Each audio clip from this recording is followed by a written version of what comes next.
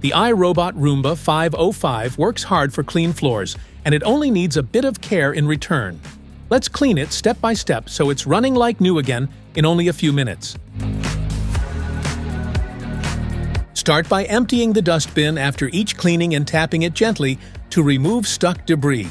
Clean the main brush, side brush, and brush bearings regularly to clear away hair or threads that may tangle around them. Remove the filter from the bin. Tap it lightly to get rid of dust and replace it when it becomes clogged or worn.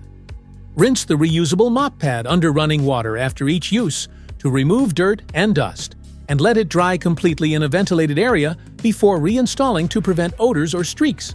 Wipe the cliff sensors, wall sensors, and bumper sensors with a soft, dry cloth to keep navigation accurate, and check the caster wheel and main wheels to ensure they spin freely without trapped dirt.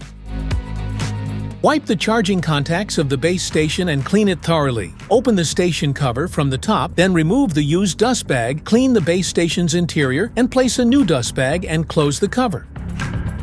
And that's it! Your Roomba 505 is now clean, fresh, and ready to get back to work. Thanks for watching. Don't forget to like, subscribe, and check the link below. See you in the next one.